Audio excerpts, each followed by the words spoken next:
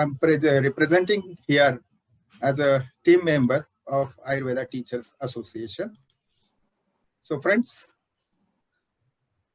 in 2030, One Nation, One Health System is proposed by our Honorable Prime Minister Narendra Modi ji, and that policy by 2030 will be adopted. So it has already been envisioned in the National Health Policy and the National Education Policy brought in by Modi government in 2017 and 2020 respectively. Now, I would like to put forth some new ideas regarding this. Okay, so let me share slide one by one. So which would integrate this policy is to integrate modern and traditional systems of medicine like allopathy, Ayurveda, and homeopathy in medical practice, education, and research. Now see, this background or backdrop we have to understand. There is a need to integrate the different forms of the treatment, and the government is trying to shift the focus away from the pathy part of the medicine, which means that it should not matter if it is allopathy, homeopathy, or Ayurveda, as long as the person benefits from the treatment. It is for the benefit of the patient in all means. See, if a patient comes to a hospital, they can be given allopathic treatment if their condition is serious, but they can also be given Ayurvedic or homeopathic treatment in the same hospital if their condition cannot be managed with those.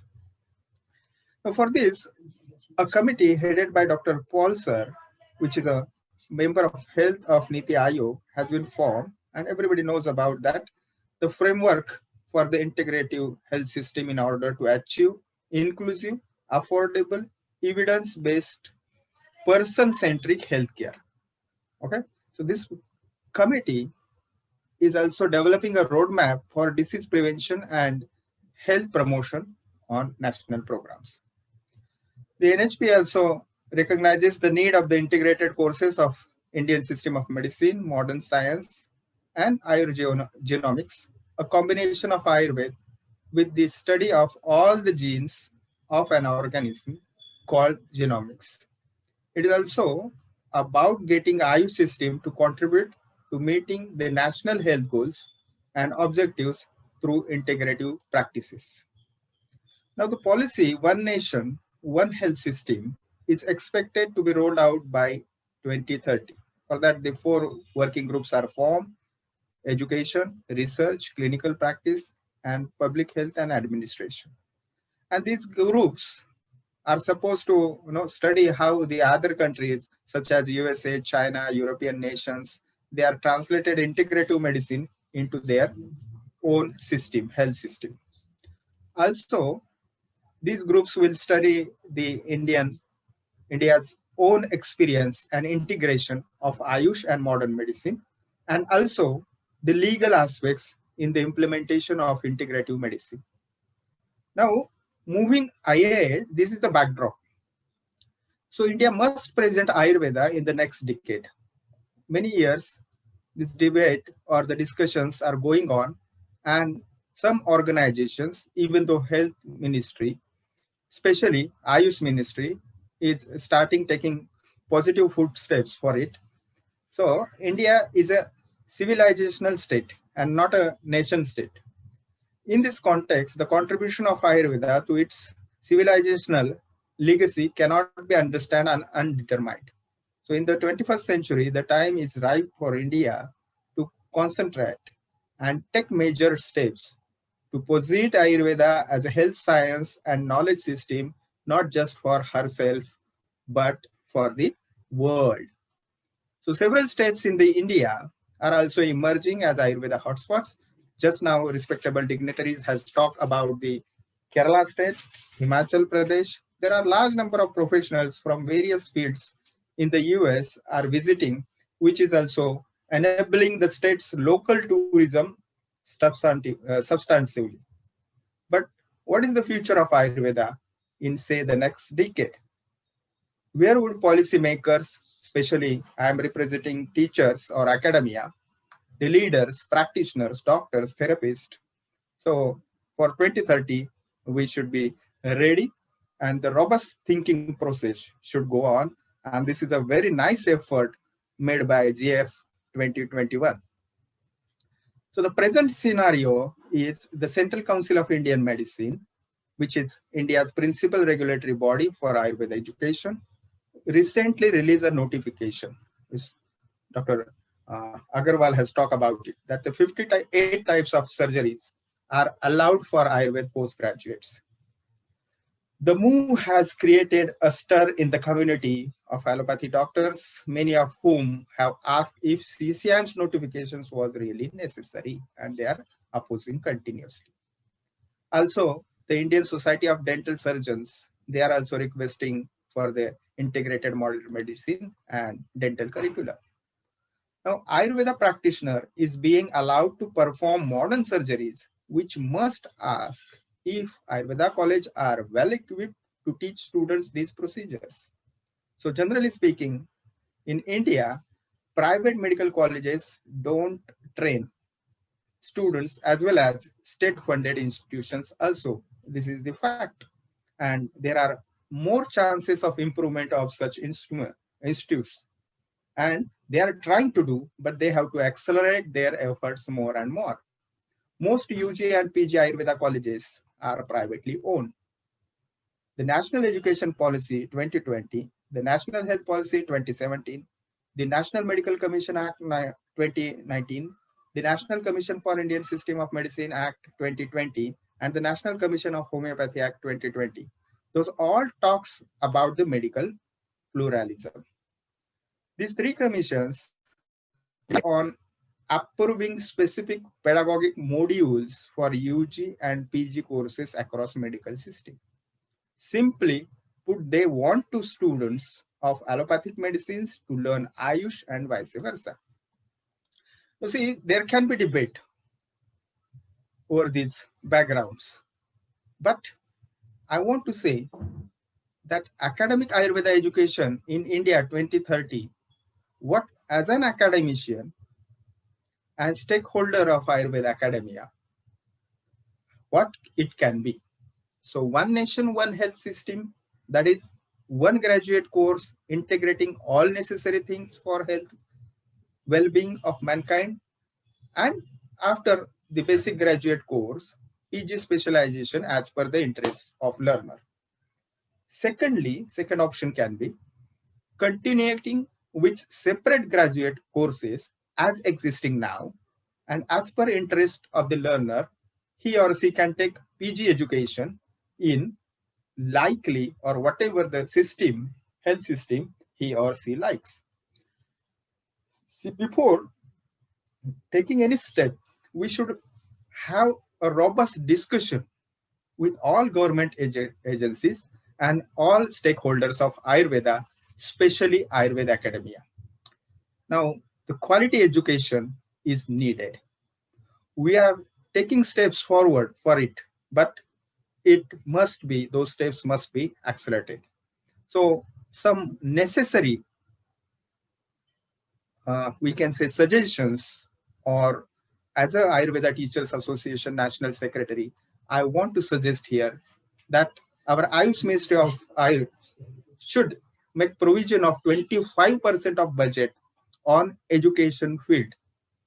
Proper discussions and suggestions must be considered from all stakeholders of academic educations like teachers, government authorities, etc.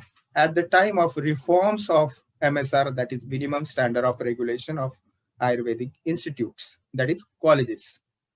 Now, outcome teaching learning methods should be adapted for each subject. And very nicely, I am proud to say that the BOG CCIM has already started working over these outcome-based TL methods. Hospital is a soul of health professional course like BMS. Hence, to increase the number of patients for OPDs, IPDs. Super specialists from different states of can be appointed to get more exposure and experience to the learners. Definitely, I am talking about the Ayurveda super specialist. To improve the quality of our academic education system, strictly time-to-time monitoring of colleges and hospitals are necessary by the monitoring authorities, by the licensing authorities.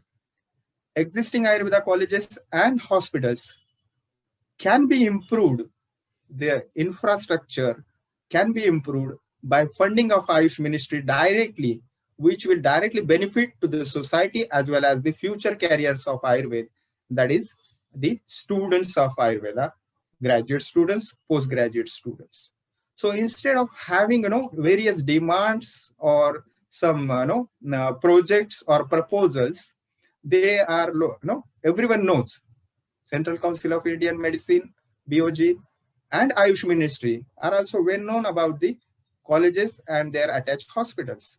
So they can, without any condition, they can directly give funding.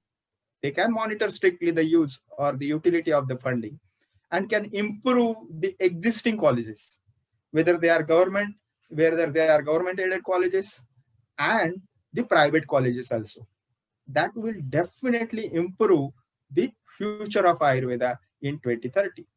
Uniform pay scale to the teaching faculties as well as non-teaching staff as per the UGC norms and the existing pay commission is needed so that the cream or intellectual graduate, postgraduates, teachers will dedicate and serve the colleges for the teaching and taking care of well-being of the health of the society.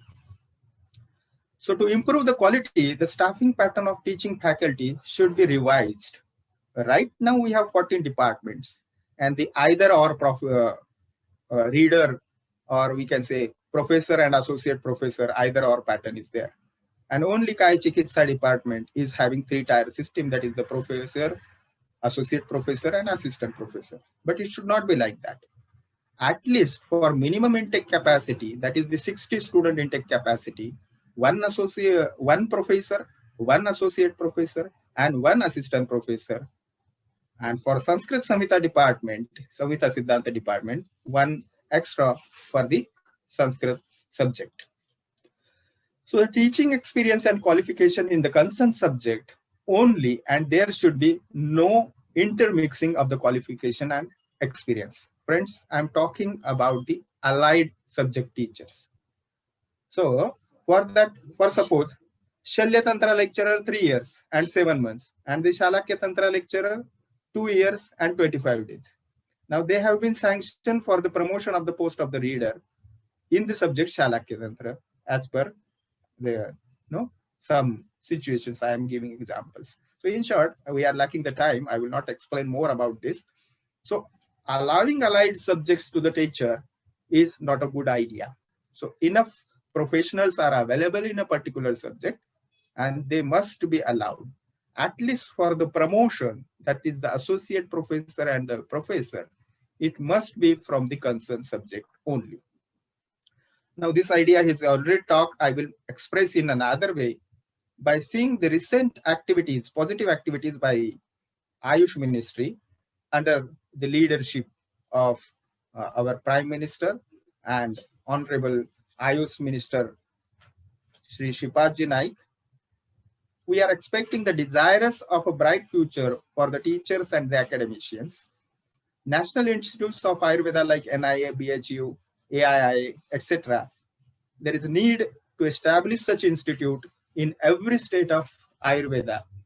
Sorry, in every state of our country. This Ayurveda community must be established like on that national institutes. Career advancement schemes are needed for the time-bound promotion and time-bound increments for all the teachers, including the Sanskrit subject. As well, the implementation of skill as per the existing pay scale, and it must have the PF and gratuity facility to secure the future of the academicians who are serving Ayurveda. So we sincerely request to include the representative of Ayurveda Teachers Association in various committees for the proposed NCISM bill, and teachers are an important stakeholders of Ayush. So we think that the NCISM bill should involve the teachers in its new structure, and that will help understand and cater the various demands by the actually field workers that are teachers. We feel that this shall ultimately benefit not only teachers, but it will help to promulgate and flourish Ayurveda as a whole. So I would like to request all of you to work together and to work for a better future of Ayurveda in 2030. So I would like to thank the JAF organizing team and all the, especially Dr. Vishnu, who is continuously taking follow of everything. And we, as a ATA, Ayurveda Teachers Association, we have done maximum to support this event. Thank you, one and all.